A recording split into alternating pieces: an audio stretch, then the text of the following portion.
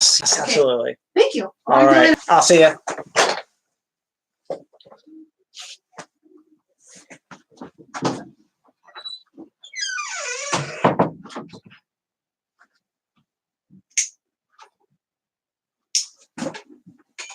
Hello, hello. All right, let's see. So today, my plan is, let me move my mic around just a little bit. Let me switch my cam just for a second. I just feel like I'm, let's see here. Let's see how that works. Oh, wait a second. Hold on a second.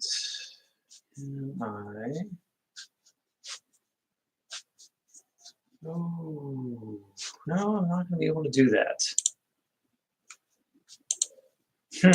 Okay. Well, that's fine.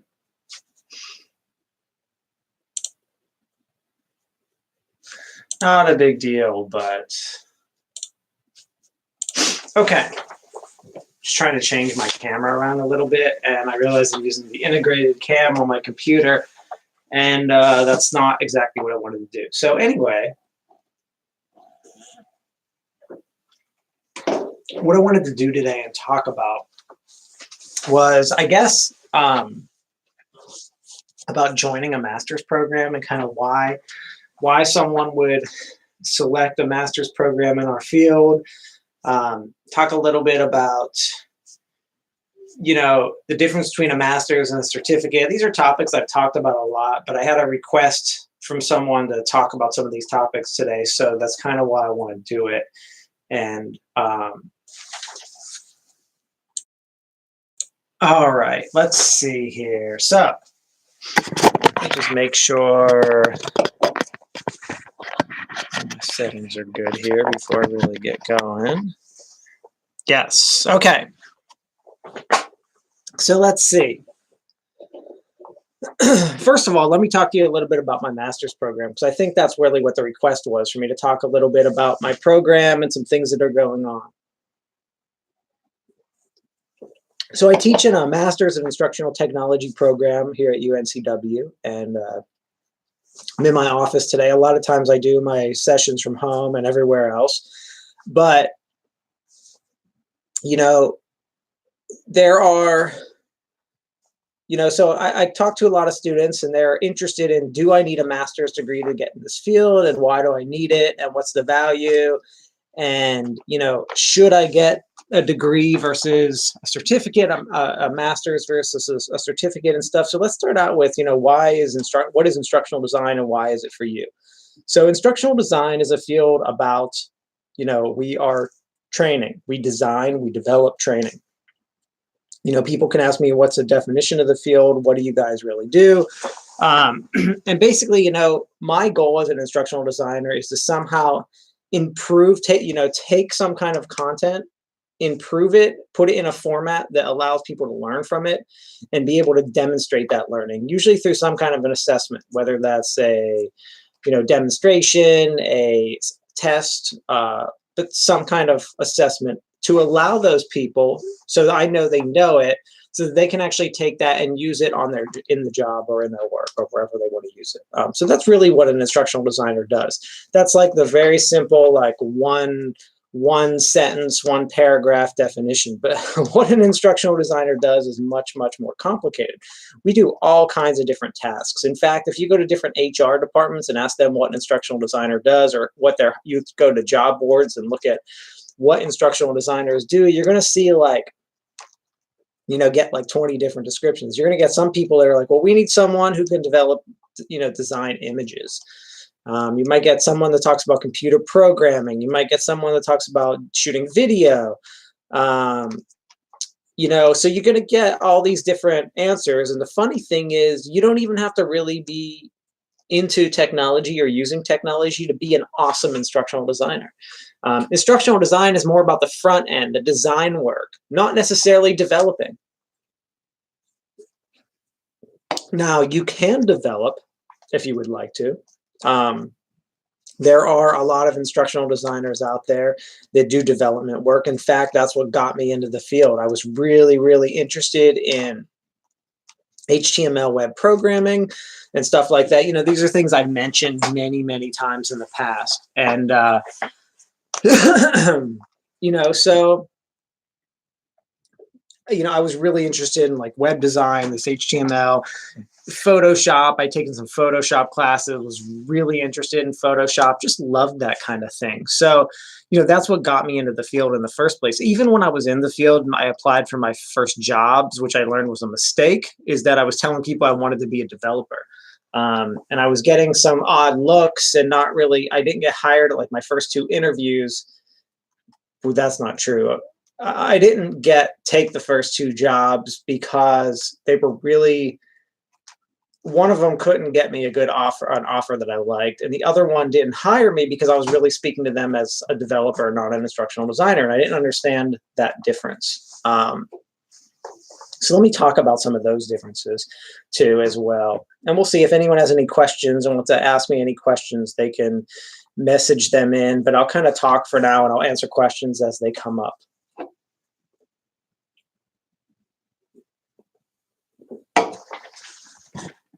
All right, so, you know, are you a fit for this field? You know, if you do like, you know, we're a very diverse job in that, like, you're never sitting down just doing the same thing day in, day out. Obviously, that can happen if you're at a certain company and you stay there and you're doing boring work. But traditionally, instructional designers, you get to work with people a lot. Mostly being subject matter experts, you get to work with, take their content, work with them. And you also, you know, it's a really good transition in the management. So if you like being manager, we're a great starter field for something like that as well. But are you a fit? You know, it's a tough question. But usually when people are coming to me, they're, you know, usually they're telling me they either did some training, they designed some training, they did something with training or helping people and they really liked it, and it's kind of led them to our field. That's really what I hear. Now, if I hear someone say, you know, they're really interested in like video production and, you know, that's what they're interested in, and they come here, I usually try to make sure I explain exactly what instructional design is so they're fully aware of what they would be doing, you know, in one of these programs, because I want to make sure that they're a right fit.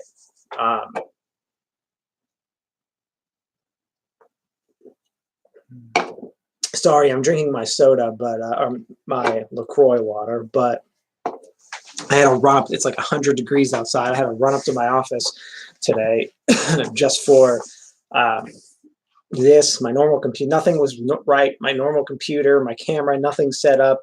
I actually had my computer.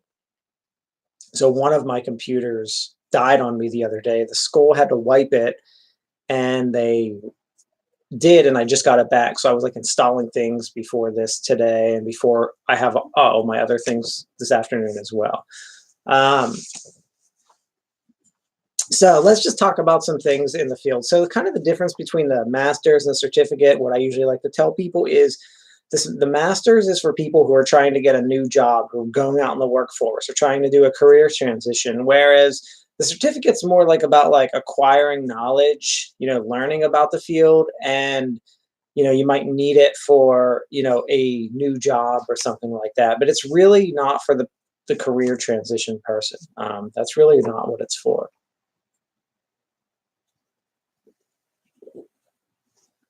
So a little bit about the master's degree here at UNCW. So our program is 36 credit hours. It takes students roughly, you know, and all of our students. So first of all, my demographic of students, everyone pretty much is a career transition. So everyone has work experience for the most part, usually, you know, anywhere from a few years to, I have people in their 50s and 60s in my program. So there is no like age limit or anything like that. We get a lot of different, you know, demographics. So As far as people starting instructional design programs or getting into our field, I'd say that age is not really that much of a factor because I have so many, we have new graduates and then you have people that are in their 50s and 60s doing a career transition. I'd say average age is like that 25 to 35 range. Pretty much most people in master's programs in general are working full time. Have a family or other responsibilities in addition to their job, and they're still able to finish a master's in 2 years. It's possible. It happens. I see it all the time. That's the average length of time to graduate. So that's about how long it takes. It takes about 2 years to finish a master's degree, and that's full time. And that's what most people who are working and doing all this other stuff are able to go. What's full time in a master's program? It's 2 classes per semester. That includes summer. So you add that up, 2, 4, 6. That's 1 year, 6 credits, 6 classes. It's only 10 classes total. So 1 year, you're already, then you have that fall and spring, and then you do your internship and capstone, get them done, you graduated in 2 years. So that's about, average. Obviously, some people take longer and take one class and take their time, don't go in the summer, stuff like that. And other people will go quicker, like the students who are lucky enough to have either they're financially, they don't have to worry about the money, or they're going to school full time, getting an assistantship, able to take 3+ classes per semester. They're going to make it through a lot faster. So that happens as well. But, pretty much everyone that goes through this kind of master's program really, it's a really big life improvement. You consider like the return on investment of like a master's program like mine. If you're in state in North Carolina, our program's like 14 grand, maybe like 15 grand. You talk about that, the return on it. You can't buy a car for that much money. I mean, I guess you can buy a really low end car for that amount of money, but like, we had to buy a minivan for our kids, and they were like 30 some $1,000s to start for a minivan. I can't buy a truck for under 30,000. Like, they're really expensive. So you think about like a master's degree that is going to lead to a good salary. Starting salaries in our field are really great, just absolute awesome. With no work experience, my students are starting in 65, like 60 to 70 grand starting salary. I mean, just awesome salaries to start. And then, the average salary in our field's much closer to 90 grand. And that's if you don't go into management. If you go into management, most of like the director of instructional design or manager of those are like 130, 150 plus bonus. I mean, those can go up significantly. In fact, they can go up forever. When I was a management consultant, you could very easily make many millions of dollars a year, assuming you were at the highest level, getting the bonuses, getting the big contracts and stuff. And again, excuse me for drinking this, but it was so hot out today, and I literally ran up here because I had like the roughest morning. I was on my way here today. I got stuck behind this. They're doing so much construction on the roads in Wilmington, and it took me like, I don't know, it's usually like a 10-minute drive here. It had to take me like 35 minutes. So I got a little behind after lunch on my way back to the office. So anyway, and just remember, I'm just talking about I'm responding to questions. So if you have any questions, feel free to answer them, ask them, and I will respond to them as I see them and they come up. And, I'm transitioning from point to point because I'm just kind of talking. I was asked,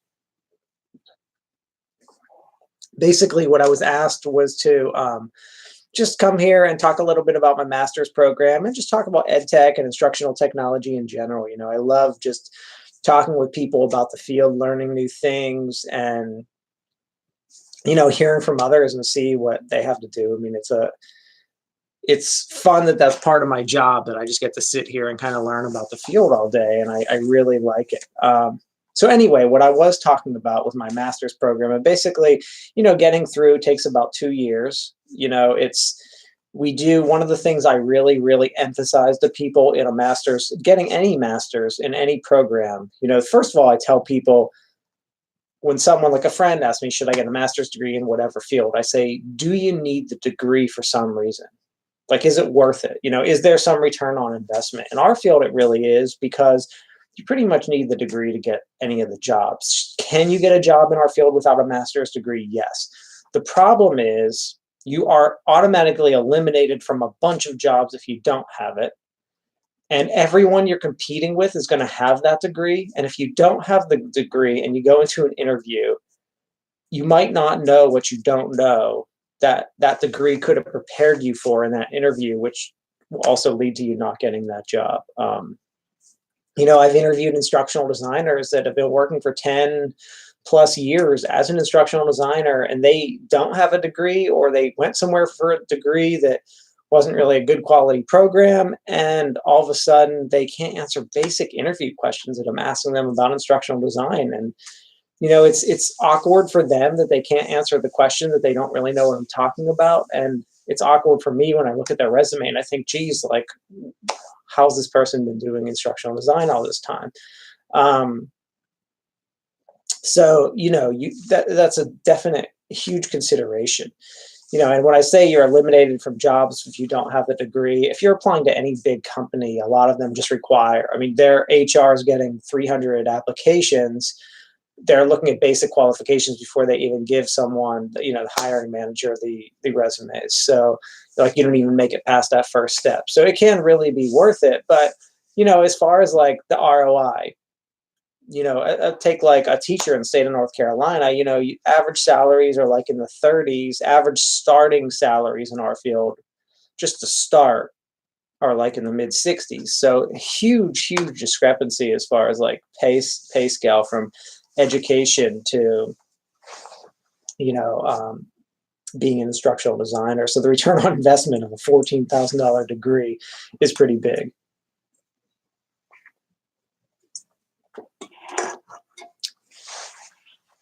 So, so that's the basic degree. It takes about 2 years to get through. And, one of the things I stress is that you have to have work experience during the degree in order to be applying what you're actually learning. So one of the things I like to do is, well, first of all, you have to do an internship. I think all master's programs, especially in our field, require an internship.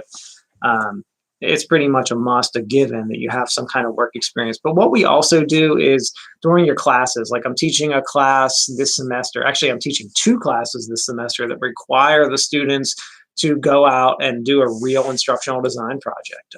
One is performance improvement, which is the beginning of the instructional design process, where they go in and have to actually figure out what a problem is in a company and give them different kind of solutions, which may be training, maybe communications, but they're going into different companies and figuring out what the problem is. So that's like before instructional design even happens. So I'm teaching that class, and they're all working with various clients. And then I'm teaching an evaluation class, which happens after instructional design. And basically what they're doing in that class is they're going into different companies or organizations, and they are evaluating like a training program or something and giving them feedback on it. Basically whatever the client wants, whatever the problem is, they're going in and evaluating it and determining how do you evaluate, like if training was successful, like what's the ROI, return on investment of, hey, my company has implemented this new training and we want to know if it was worth it. Like, let's go in 6 months later. Did our employees learn from it? Did they like the training? Are they learning from it? And is it working? And how much is it saving us money or saving them from having to call the help desk all the time or whatever it is? So they're evaluating the effectiveness of that. So those are the 2 classes I'm teaching, which is kind of funny. I'm teaching the beginning and end of the process. And I have some brand new instructional designers taking both of those classes. And I'm like, okay, so you're saying the beginning of the process, the end of the process, but you're not seeing any of the meat of the process. They'll to get that in the fall semester. So that's kind of funny, and always fun to see like how people can do in certain classes and stuff like that, how they can take everything. But they're doing well, and they have some really cool projects. So I'm pretty happy with that. But it's good because when they go to put their resume together, those people that took both of those classes have 2 more client projects they worked on. And how do they write that on their resume? They can have like a consulting or relevant experience or something where they say like this project, they can list the project and say to them from these 3 or 4 months, this 4-month period, and they're going to have several of those, and they're going to have an internship in there too. So these people are going to have like at least 3 real client experiences before they even go out and get a job. And that's super important because it's not that it just demonstrates to an employer that you've done some real stuff, but it helps you with like the little nuances of going into that environment, like helps you with some of the language, like the speak, and helps you, just little things that can help you get the interview. Like you're not brand new walking into a company because you've done it 3 other times. So things like that, it really, really, really does help a lot. It's one of the reasons why we have such a strong program, such a strong alumni group, why our alumni come back to us and want to hire our students. Also, it causes one problem in that our students who work for these companies doing projects take jobs from the companies before they graduate, and then it takes them an extra semester to graduate because now they're working, they just transition to a new job. So it's not a bad problem to have, but it is a problem because I'd rather the students graduate and wait until they graduate before they find that position. But it's okay, I'm not complaining about it. I just, it's just one of those like funny problems to have. It's like the thing when someone's, when you're in an interview and someone asks what your weaknesses are, and you're like, I work too much, like it's not really a weakness or a problem, but it in some ways it could be looked at as such. So that's a little bit about our graduate program. Some of the cool things we're doing. So one of the things I'm doing right now with and I shouldn't say like my program, because we're a team of faculty who work very hard and build the program. Just because I'm in it, I say it's mine, but it's not mine like I own it or anything like that. I'm just a faculty member in it. We are building a new technology lab, which is really, really, really exciting because all of our classes are asynchronous, which means they're all online, which is awesome. That's awesome for our students. The students totally need that, especially like all working adults. Online learning is awesome, but, we're trying to really, what I want to do is bring back some live interaction because, that's super important too, especially like we have a lot of local students in Wilmington area. So we're building this tech lab and I'm hoping that it becomes a really cool workspace for people. Like I want this tech lab to be so cool that I never want to come in my office again. I want to come to campus and say, I want to go work in this tech lab because it's all kinds of fun stuff in there. There's going to be people in there. I can collaborate with people, just talk to people. We're also setting up this space so that like companies would be able to come in and work with us. And it's going to be a really nice like meeting room and stuff. We're setting up like a green screen wall so people can shoot video and stuff, really cool stuff. But if you're non-local, you might only come to maybe you come to campus once a year or once a semester. Maybe you never come because you're fully online and you can do that. But we are setting up that space. I've also been running a lot of these like streams this semester. I've really been piloting these. So like what I'm doing now, I've been just piloting. Testing it out to see how students like it in my classes and if it's worthwhile. So I've been setting up a lot of like these supplemental streams for my classes so students can come on and ask questions while I'm online. Almost like we're in class, but it's not required or anything like that. But we're really trying to work through like some new cool strategies to get students involved and bring back live interaction because it is important. Though I will say the online classes are great. As long as they're set up well, which ours are. We use Quality Matters for all of our courses. We have instructional designers. So after so like my process. So when I develop a course, so like, for example, I'm teaching 3 classes this semester. 2 of those classes were new to me. So because they were new, I made the class, which is super important. You always want your actual professor or faculty member to be the one who's developed your class, not someone else, and they're just not facilitating it. They're the real instructor of it.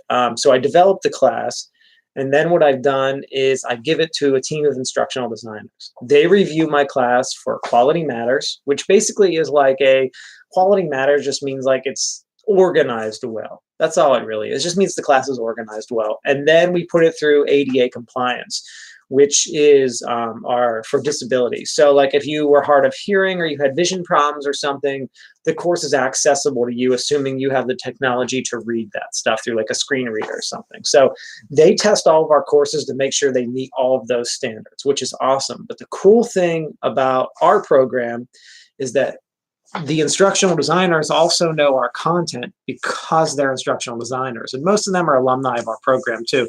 So they can give me feedback on my class before my students even get it and say, hey, I saw you doing this activity. Have you ever thought of doing this? And other programs don't get that because the instructional designers aren't also subject matter experts. So that's a real advantage of um, having someone being able to review our classes like that. I really appreciate it, and I like that a lot, and it definitely has improved the quality of classes. I've learned. I've been teaching online since 2005, maybe 2006. So, I've been teaching online for 13 years, but, I'm still always learning new little tricks. Like the littlest thing can make such a big improvement sometimes. And it's really cool to see that and be able to experience that and have students experience that and, talk them through. Like when I first started teaching online in 2006, I was teaching for the University of Phoenix and we were teaching using Outlook.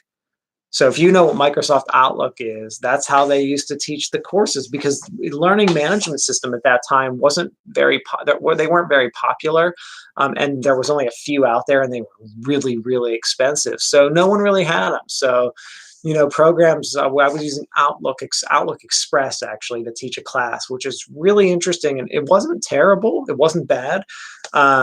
But it was just funny that I was teaching through an email program, teaching a class through email, basically through an email program. It was interesting, but it worked. The way they had it set up actually worked.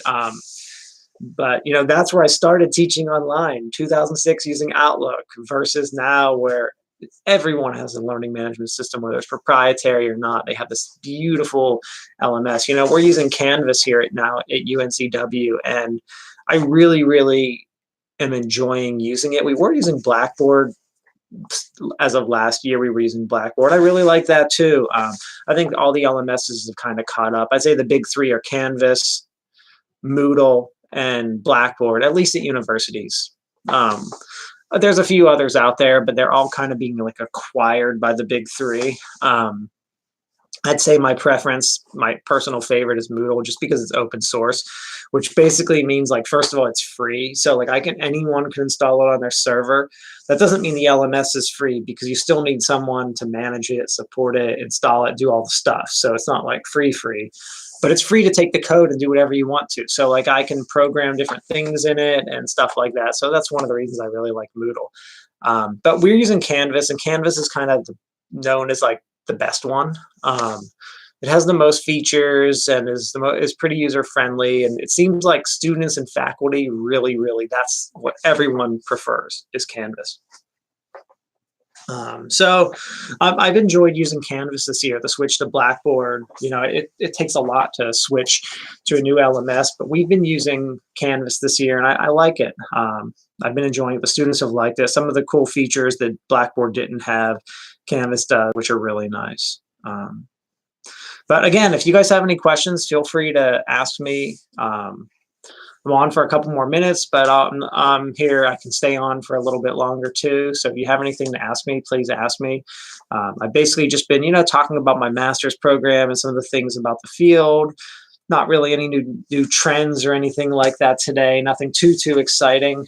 I've just been kind of talking about different elements of my master's program and why to get the degree and stuff like that. But yeah, if you have anything to ask, please feel free to ask me anything.